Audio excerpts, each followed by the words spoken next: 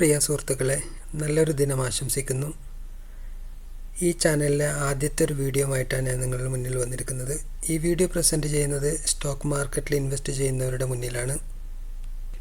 Stock market investment എന്നത് ഒരു long ജേണിയാണ്. അപ്പോൾ നമ്മൾ സ്റ്റോക്ക് മാർക്കറ്റിൽ ആക്റ്റീവായി ഇൻവെസ്റ്റ് ചെയ്യുന്ന ട്രേഡ് ചെയ്യുന്നവരാണെങ്കിൽ നമുക്ക് അത്യാവശ്യമായി വേണ്ടത് നല്ലൊരു സപ്പോർട്ടാണ്. ഈ ചാനൽ കൊണ്ട് ഉദ്ദേശിക്കുന്നത് ഒരു നല്ലൊരു സപ്പോർട്ട് മാത്രമാണ്. പരസ്പരം നല്ലൊരു സപ്പോർട്ടുമായി മുന്നോട്ട് പോകാമെന്നതാണ് ഈ ചാനലിൻ്റെ ഉദ്ദേശമെന്ന്. സ്റ്റോക്ക് മാർക്കറ്റ് സീരിയസ് ആയി കൊണ്ടുപോകുന്ന ഒരാളാണ് നമ്മളെങ്കിൽ നമ്മുടെ മുന്നിൽ ഒരുപാട് സ്റ്റോക്കിൻ്റെ ആവശ്യമില്ല. എന്നാലും നമ്മൾ അപ്ഡേറ്റ് ആയിരിക്കണമെന്നത് യാഥാർത്ഥ്യമാണ്. മാർക്കറ്റിലെ എല്ലാ കമ്പനിയെക്കുറിച്ചും നമ്മൾ പഠിക്കണം, അറിഞ്ഞിരിക്കണം. നമ്മുടെ കയ്യിലുള്ള കമ്പനിയിലാണ് നമ്മൾ മാക്സിമം കോൺസെൻട്രേറ്റ് ചെയ്യേണ്ടത്. ഇവിടെ ഞാൻ സംസാരിക്കാൻ പോകുന്ന ഇന്നത്തെ ആദ്യത്തെ ഒരു മാറ്റർ എന്ന് പറയുന്നത്, മിക്ക ആളുകളും ഇൻവെസ്റ്റ് ചെയ്യുന്നതിന് മുമ്പ് നമ്മളിപ്പം ഈ പറയുന്ന ഞാനടക്കമുള്ള നമ്മളെല്ലാവരും റീറ്റെയിലേഴ്സ് പറ്റുന്നൊരു മിസ്റ്റേക്ക് എന്ന് പറഞ്ഞാൽ, നമ്മുടെ കയ്യിൽ കുറച്ചെങ്കിലും ക്യാഷ് ബാലൻസ് ഉണ്ടെങ്കിൽ നമ്മൾ എന്ത് ചെയ്യും, ഡയറക്റ്റ് പോയി ഏതെങ്കിലും ഒരു സ്റ്റോക്കിൽ ഇൻവെസ്റ്റ് ചെയ്യും. നമ്മൾ അതിന് വേണ്ടിയിട്ട് ആ ഒരു പണം നിക്ഷേപിക്കാൻ വേണ്ടി നമ്മൾ ഒരിക്കലും കൂടുതൽ സമയം ചിലവഴിക്കാറില്ല. നമ്മൾക്ക് എത്രയും പെട്ടെന്ന് ആ പണം ഇൻവെസ്റ്റ് ചെയ്യണമെന്നാണ് നമ്മുടെ സൈക്കോളജി. ആരെങ്കിലും പറഞ്ഞതോ നമ്മൾ അവിടെ കേട്ടതോ എന്തെങ്കിലും ന്യൂസ് ബേസായി നമ്മൾ അറിഞ്ഞതോ ആയിട്ടുള്ള ഏതെങ്കിലും സ്റ്റോക്കിൽ പോയി നമ്മൾ ഇൻവെസ്റ്റ് ചെയ്യുകയാണ് പതിവ്. ഇത് ഒരു മിസ്റ്റേക്കായി ഞാൻ കണക്കാക്കുന്നില്ല. മിക്ക ആളുകളും ഇത് അറിയാതെ ചെയ്തു പോവും. ഇനി എത്ര നല്ല കമ്പനി അല്ല എന്ന് നമുക്ക് അറിഞ്ഞിട്ടും നമ്മളത് പോയി ചെയ്യും, ആരെങ്കിലും പറഞ്ഞത് കേട്ടിട്ടോ മറ്റോ. പിന്നെ എവിടെയാണോ തെറ്റ് പറ്റുന്നതെന്ന് പറഞ്ഞാൽ, നമ്മളൊരു ഇൻവെസ്റ്റ്മെൻറ്റ് നടത്തുന്ന സമയത്ത് നമ്മൾ അറ്റ്ലീസ്റ്റ് കുറച്ചെങ്കിലും എക്സ്പീരിയൻസ് ഉള്ള ആൾക്കറിയാം ഈ ലെവലിൽ ഇൻവെസ്റ്റ് ചെയ്ത് കഴിഞ്ഞാൽ ഇതിൽ നിന്നും ഇത്ര പെർസെൻറ്റേജ് കയറുമെന്ന പ്രതീക്ഷയിലായിരിക്കും നമ്മൾ അവിടെ ഇൻവെസ്റ്റ് ചെയ്യുക അല്ലേ. പക്ഷേ നമ്മൾക്ക് കൂടുതൽ പഠിച്ചില്ല, ആ കമ്പനിയുടെ ഏർണിങ്സിനെ കുറിച്ചൊന്നും കൂടുതൽ അറിവില്ല, പക്ഷേ സ്റ്റോക്ക് താഴോട്ട് വരികയാണെന്ന് കരുതുക. അതിൻ്റെ ട്രെൻഡ് പോലും നമ്മൾക്ക് മനസ്സിലായിട്ടില്ല. നമ്മൾ ഒരു സമയം പോയി ഇൻവെസ്റ്റ് ചെയ്തു, പിന്നെ സ്റ്റോക്ക് താഴെ വന്നുകൊണ്ടിരിക്കുകയാണ്. നമ്മുടെ കയ്യിൽ ക്യാഷ് ഇല്ല. ഇനി അടുത്ത മാസം ശമ്പളത്തിലോ മറ്റോ നമ്മുടെ കയ്യിൽ ഇനി ക്യാഷ് വരികയാണെങ്കിൽ നമ്മൾ പോയി എന്താ ചെയ്യുക, ആവറേജ് ചെയ്യാണ് ചെയ്യാറ്. കാരണം നമ്മൾ ലോസിലേക്ക് പോകുമ്പോൾ നമുക്ക് എത്രയും പെട്ടെന്ന് അതിൽ നിന്ന് റിക്കവർ ആവണമെന്ന് കരുതി നമ്മൾ ആവറേജ് ചെയ്യും. ഇവിടെയാണ് മണ്ടത്തരം വരുന്നത്. ആവറേജ് എന്നത് ശരിക്കും യൂട്ടിലൈസ് ചെയ്യുകയാണെങ്കിൽ നല്ലൊരു ടൂളാണ്. പക്ഷേ നമ്മൾ മിക്ക ആളുകളും ഉപയോഗിക്കുന്നത് തെറ്റായ വഴിയിൽ കൂടിയാണ്. അപ്പോൾ ഒരു സ്റ്റോക്കിൽ നമ്മൾ ഇൻവെസ്റ്റ് ചെയ്ത് അവിടെ നിന്ന് മുകളിലോട്ട് പോകുന്നുള്ള പ്രതീക്ഷയിൽ ഇൻവെസ്റ്റ് ചെയ്തു. പക്ഷേ സ്റ്റോക്ക് താഴെ വന്നു കഴിഞ്ഞാൽ നമ്മൾ പോയി ആവറേജ് ചെയ്യേണ്ടത് എപ്പോഴാണ്? അതിന് കുറേ കാര്യങ്ങൾ നമ്മൾ അറിഞ്ഞിരിക്കേണ്ടതുണ്ട്. ശരിയായ രീതിയിൽ അറിയുന്നവർക്ക് മാത്രമേ ഒരു സ്റ്റോക്കിൽ ആവറേജ് ചെയ്യാൻ പറ്റൂ. സ്റ്റോക്ക് മാർക്കറ്റിനെ കുറിച്ച് നല്ലൊരു അറിവ് അതിന് അത്യാവശ്യമാണ്.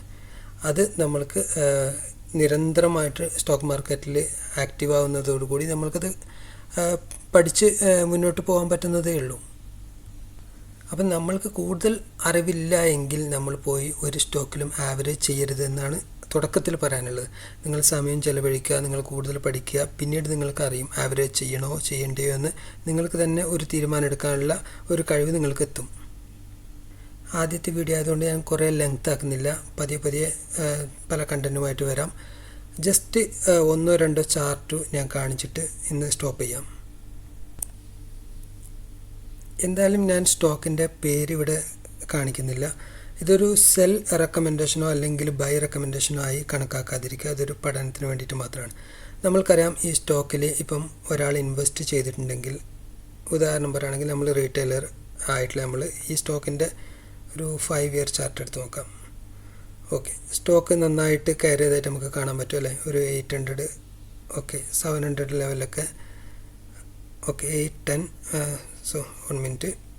ഫെബ്രുവരി 22 നമുക്ക് കാണാൻ പറ്റും 850 പിന്നെ സ്റ്റോക്ക് ഒരു കറക്ഷനിൽ വന്നു, വീണ്ടും അത് നന്നായി കയറി 946 പുതിയൊരു ഹൈ ഉണ്ടായി.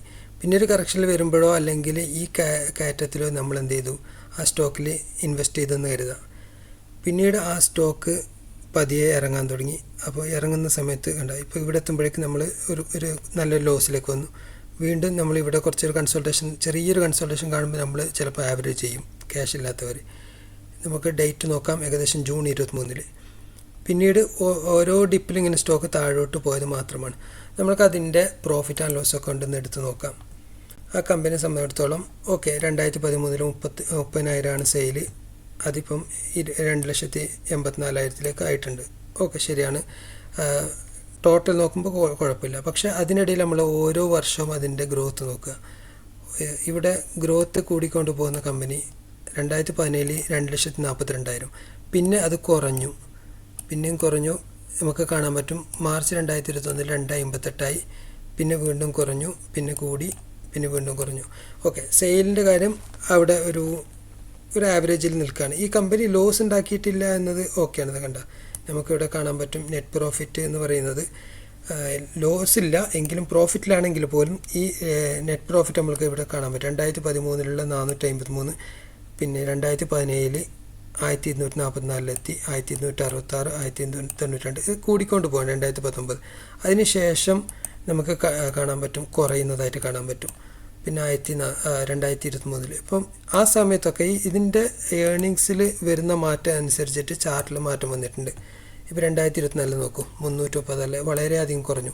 ഇപ്പോൾ TTM ലാസ്റ്റ് 12 മാസം അത് 4 ക്വാർട്ടർ, ലാസ്റ്റ് 4 ക്വാർട്ടറിൽ കിട്ടിയിട്ടുള്ള നെറ്റ് പ്രോഫിറ്റ് 38 കോടി മാത്രമാണ് ഈ സ്റ്റോക്കിൽ കാണാൻ പറ്റുന്നത് അല്ലേ. നമുക്ക് ക്വാർട്ടർ റിസൾട്ട് എടുത്ത് നോക്കാം.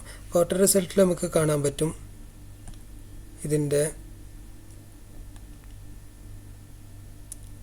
ഓക്കെ ഓരോ ക്വാർട്ടറിൽ ഇപ്പം നമുക്ക് 2021 മുതലുള്ള ക്വാർട്ടറാണ് അവൈലബിൾ ആയിട്ടുള്ളത്. സെപ്റ്റംബർ 21 290 ആയിരുന്നു. ഇവിടുന്ന് നെറ്റ് പ്രോഫിറ്റ് അല്ലെങ്കിൽ അത് ഈസി ആയിട്ട് നമുക്ക് നോക്കാം. EPS നോക്കാം. EPS എന്ന് പറഞ്ഞാൽ ഏർണിംഗ് പെർ ഷെയർ, ഒരു ഷെയറിൽ ഉണ്ടാക്കുന്ന ലാഭം അല്ലേ. 9.87 10, പിന്നെ 4 കുറഞ്ഞു 9, നല്ല വളറ്റാലിറ്റി കാണാൻ പറ്റും. 12 14 12 10. പിന്നെ നോക്കൂ ഇപ്പോൾ ലാസ്റ്റ് ക്വാർട്ടറിലുള്ള EPS നോക്കൂ. അപ്പോൾ ഏർണിങ്സ് ഗ്രോത്ത് നെഗറ്റീവായിട്ടുള്ളൊരു കമ്പനിയാണ് നമുക്ക് കാണാൻ പറ്റും അല്ലേ. അപ്പോൾ അത് നമ്മൾ ചാർട്ട് എടുത്ത് നോക്കുക. ചാർട്ടിൽ ഇത് പ്രതിഫലിച്ചിട്ട് കാണിക്കുന്നുണ്ട്. ഇപ്പം നമ്മൾ പോയിട്ട് ഇവിടെ ആവറേജ് ഇനി ചാർട്ടിൽ തന്നെ നമുക്ക് കാണാൻ പറ്റും അല്ലേ. 200 EMA 50 MA റെസിസ്റ്റൻസ് ആയിട്ട് 200 EMA വളരെ ഹൈയിലാണ്. ഈ യെല്ലോ കാണുന്നത് 50 EMA ആണ്, 50 DMA ആണ്. 50 DMA റെസിസ്റ്റൻസ് ആയിട്ടാണ് ഈ സ്റ്റോക്ക് പോകുന്നുള്ളത്. അപ്പോൾ ഒരിക്കലും ഇവിടെ ഒരു ക്രോസ് ഓവർ നടക്കുകയോ അല്ലെങ്കിൽ ഇവിടെ ഒരു അക്യുമുലേഷൻ നടക്കുകയോ നമുക്ക് കാണാൻ പറ്റുന്നില്ല. നമ്മൾ ഇങ്ങനെയുള്ള സ്റ്റോക്കിൽ നമ്മൾ എടുത്തത് തെറ്റല്ല. ഞാൻ പറഞ്ഞില്ലേ ആദ്യം ഞാൻ പറയാം, ഈ സ്റ്റോക്കിൽ നമ്മളൊരു എൻട്രി എടുത്തത് തെറ്റല്ല. ലോങ് ടേം ഇൻവെസ്റ്റ്മെൻറ്റ് സ്ട്രാറ്റജിയാണ് നമ്മളിതെങ്കിൽ നമ്മൾക്കത് ഹോൾഡ് ചെയ്യാം. പക്ഷേ വീണ്ടും പോയി ആഡ് ചെയ്ത് കഴിഞ്ഞാൽ നമ്മുടെ ക്യാപിറ്റൽ വീണ്ടും ബ്ലോക്ക് ആവുകയാണ് ചെയ്യുക. അപ്പോൾ നമ്മൾ ഒരിക്കലും ഇങ്ങനെയുള്ള സ്റ്റോക്കിൽ നമ്മൾ ആവറേജ് ചെയ്യുന്നതിന് മുമ്പ് നമ്മൾ ശ്രദ്ധിക്കുക. ആ കമ്പനിയുടെ ഏർണിങ്സ് എങ്ങനെയാണെന്ന് കൃത്യമായി പഠിച്ചതിന് ശേഷം മാത്രം നമ്മൾ എന്ത് ചെയ്യാം, ആവറേജ് ചെയ്യണോ ചെയ്യേണ്ടയോ എന്ന് ഡിസിഷൻ എടുക്കുക.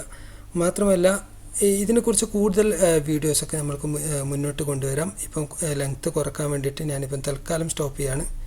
ഓക്കെ, അടുത്ത വീഡിയോയിൽ അല്ലെങ്കിൽ ഇനി മുന്നോട്ട് വരുന്ന വീഡിയോയിൽ എങ്ങനെ ചെയ്യണം കൂടുതൽ പഠിക്കാനുള്ള കാര്യങ്ങളുമായിട്ട് ഞാൻ മുന്നോട്ട് വരാം. Okay, thank you.